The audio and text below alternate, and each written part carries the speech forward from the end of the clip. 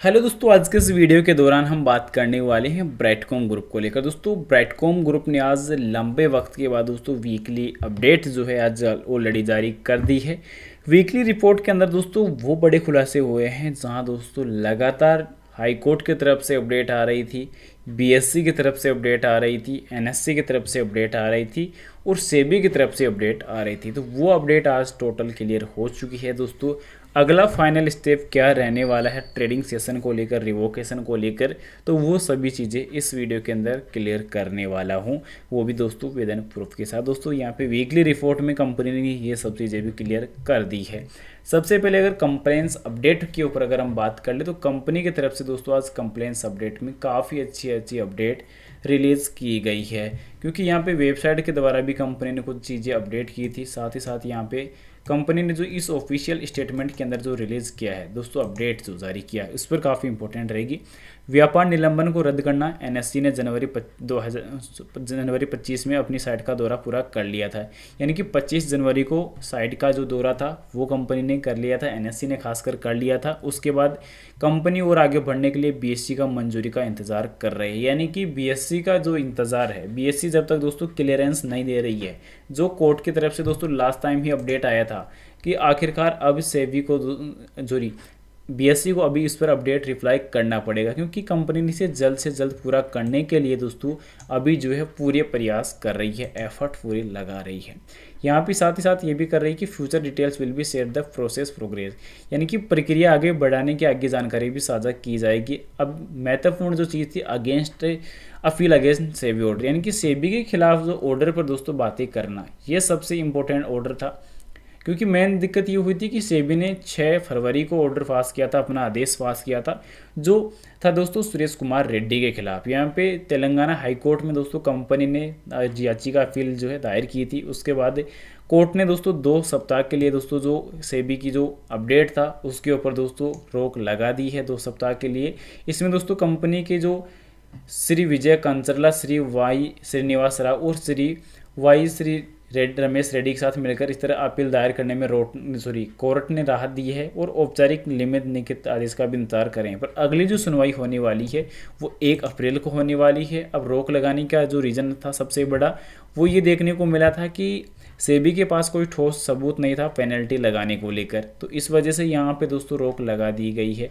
अगली जो इम्पोर्टेंट है कि committee of the stakeholder, यानी कि कंपनी के हितधारकों की रक्षा के लिए अपनी गहरी प्रतिबद्धता कंपनी बनाने की कोशिश कर रही है। कंपनी कठिन समय के साथ कार्य कर रही है। साथ ही साथ कंपनी ये भी कह रही है कि जिम्मेदारी कानून के साथ, यानी कि लगातार जो जिम्मेदार कानूनी कार्रवाई है वो कंपनी जो इम्पोर्टेंट जानकारी वो यहाँ पे कोशिश कर रही है। पर क्वेश्चन आंसर अभी के टाइम शेयर होल्डर्स ने जो कंपनी से किए हैं वो काफ़ी महत्वपूर्ण है दोस्तों, तो उनको कवर करना काफ़ी कंपलसरी रहेगा, क्योंकि लंबे वक्त से क्वेश्चन आंसर दोस्तों कंपनी से हुए नहीं थे। तो इस वजह से कंपनी का दोस्तों जो डेटा है वो काफ़ी ज़्यादा इंपॉर्टेंट रहने वाला है। कंपनी से सबसे जो पहला सवाल किया गया है कि ब्राइटकॉम ग्रुप के शेयरों के व्यापार निलंबन का समाधान कब होने वाला है, तो इस पर कंपनी की तरफ से अपडेट यह आया कि एनएससी ने अपनी जो साइट है वो क्लियर पूरी विजिट कर ली है। यहाँ पे देख सकते हैं NSC the complete the it's site visit, यानी कि अब हम फिलहाल जो इंतज़ार कर रहे हैं, यहाँ पे देख सकते हैं currently awaiting the decision from BSc, यानी कि बीएससी के डिसीजन का इंतज़ार कर रहे हैं। ब्राइटकॉम ग्रुप कंटिन्यू जो एक्टिविटली एंगेज विद द एक्सचेंज, यानी कि ब्राइटकॉम ग्रुप अभी के टाइम एक्सचेंज के साथ कंटिन्यूसली मिलकर कार्य कर रहा है और आगे की प्रक्रिया को तेज़ कर रहा है। प्रोसेस यहाँ पे देख सकते हैं एक्सपेडिटेड द प्रोसेस और यूटमोस्ट, यानी कि आगे की प्रक्रिया को लगातार ऑफिशियल चैनलों के माध्यम से लगातार कवर कर रहा है। यहाँ पे ऑफिशियल चीज़ों के साथ साथ कंपनी जो है अपनी कार्रवाई कर रही है। उसके बाद अगला जो सवाल किया गया है कि Brightcom group has fulfilled the all compliance requirement the BSc, यानी कि क्या ब्राइटकॉम ग्रुप ने बीएससी के साथ सभी अनुपालन आवश्यकताओं का पूरा कर लिया है। तो इस पर क्या कंपनी की तरफ से अब रिप्लाई देखने को मिल रहा है।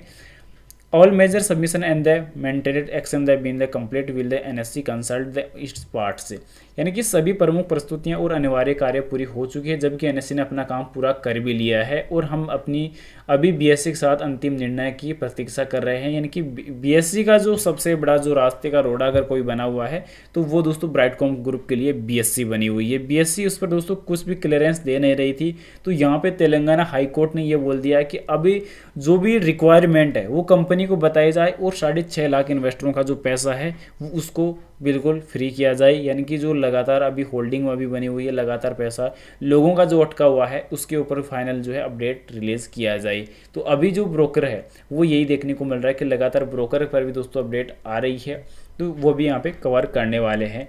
तो सबसे पहले अभी जो देखने को मिल रहा है वो ये देखने को मिल रहा है कि छोटे निवेशक अपनी होल्डिंग में इस संबंध में स्पष्टता और सहायता किसे प्राप्त कर सकते हैं। तो इस पर यह सबसे बड़ा सवाल कंपनी से फिर से यहाँ पे किया गया था। कंपनी ने बताया कि हम अपने खुदरा निवेशक द्वारा उठाई गई चिंताओं को समझते हैं, जिसमें कई बहुत सी व्यक्तिगत वित्तीय निर्णय हैं, होल्डिंग्स के बारे में भी रहने वाले हैं, जिसके हमें वेबसाइट के माध्यम से संपर्क कर सकते हैं।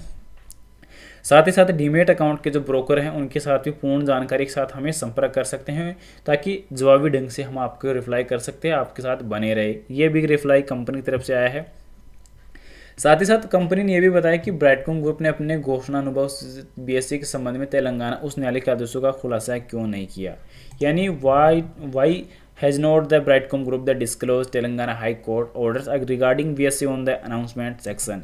इस पर क्यों रिप्लाई नहीं किया गया। तो कंपनी का यह मानना है कि विचाराधीन आदेश बीएससी लिमिटेड के निर्देशित किए गए थे, न कि सीधे ब्राइटकॉम ग्रुप को। यानी कि बीएससी को ये चीज़ें जो थी, बीएससी के खिलाफ जो तेलंगाना हाई कोर्ट में जो आवाज़ उठाई गई थी, उनके खिलाफ जो केस किया गया था वो बीएससी के खिलाफ था, ना कि सीधे ब्राइटकॉम ग्रुप के। तो ये एक इंपॉर्टेंट चीज़ थी कि हाँ बीएससी के खिलाफ ये चीज़ें चल रही है, तो कंपनी ने ये चीज़ें ज़्यादा ज़रूरी समझी नहीं। उसी के साथ साथ अभी ये देखने को मिल रहा है कि जो नियामक कार्रवाई है वो भी मानदंडों के साथ कंपनी कर रही है, और अगली प्रतीक्षा भी बीएससी के लिए ही रहने वाली है। अगले कुछ इंपॉर्टेंट और आखिरी क्वेश्चन अभी के टाइम जो देखने को मिल रहे हैं, तो इन पर अगर बात कर ले, कंपनी का ये मानना है कि क्या कंपनी साप्ताहिक अपडेट में अपने Q4 FI 25-26 के व्यापारिक दृष्टिकोण को साझा कर सकती है। कंपनी का ये मानना है, कंपनी के जो इन्वेस्टर का ये मानना है कि क्या कंपनी साप्ताहिक अपडेट में Q4 के FI 25 और 26 के व्यावसायिक दृष्टिकोण को बताना चाहेगी। तो इस पर कंपनी का यह मानना है कि जैसे दूरदर्शी अंतर्दृष्टि को शामिल करने के लिए इरादा रखते हैं, जबकि पूर्वानुमान विनियामक वादाओं के अधीन है, और निवेशकों को कंपनी के भविष्य को रोड मैप बेहतर ढंग से समझने की मदद के लिए Q4 FI 25-26 के लिए गुणात्मक दृष्टिकोण फोकस को साझा करेंगे। बिल्कुल करने वाली है दोस्तों कंपनी इस चीज़ों को भी, तो ये भी कंपनी ने ऑलरेडी कर दिया है। तो यहाँ पे कंपनी का जो अभी डिसीजन रहने वाला है वो बीएससी के, और दोस्तों सबसे इम्पोर्टेंट जो डिसीजन रहने वाला है वो यहाँ पे तेलंगाना हाई कोर्ट का रहने वाला है। यानी कि 28 मार्च और 1 अप्रैल 2 दिन बड़े रहने वाले हैं कंपनी के लिए और कंपनी के इन्वेस्टर के लिए। तो दोस्तों यहाँ पे 2 दिन के लिए आप इंतज़ार, 2 जो डेट्स हैं उनके लिए आप इंतज़ार कर सकते हैं। डेटा कंपनी के लिए काफ़ी महत्वपूर्ण रहने वाला है, क्योंकि बीएससी दोस्तों मेरे ख्याल से जहाँ तक देखने को मिल रहा है कि अपडेट जो अपनी साझा कर सकती है 28 मार्च के पहले पहले, वरना अगर कंपनी को अगर बीएससी 28 तारीख के पहले पहले अगर कुछ भी अपडेट नहीं करती है, 28 तक भी नहीं करती है, तो बीएससी के सीईओ को 1 दिन के लिए जेल भी हो सकती है, ये कॉन्टैक्ट हो सकता है, ये मुकदमा दायर हो सकता है। तो अभी बीएससी के सीईओ के खिलाफ भी, तो ये चीज़ इंपॉर्टेंट रहने वाली है। बाई शेयर के लिए कोई भी रिकमेंडेशन सजेशन नहीं रहने वाली, जानकारी ओनली एजुकेशन पर्पज के लिए रहेगी। इन्वेस्टमेंट करने से पहले अपने फाइनेंशियल एडवाइजर की सलाह जरूर ले, या खुद की रिसर्च जरूर से कर ले। वीडियो पसंद आए तो लाइक और चैनल को सब्सक्राइब जरूर से कर देना। मिलते हैं नेक्स्ट अमेजिंग वीडियो के साथ। Thanks for watching this my video. जय हिंद, जय भारत, वंदे मातरम।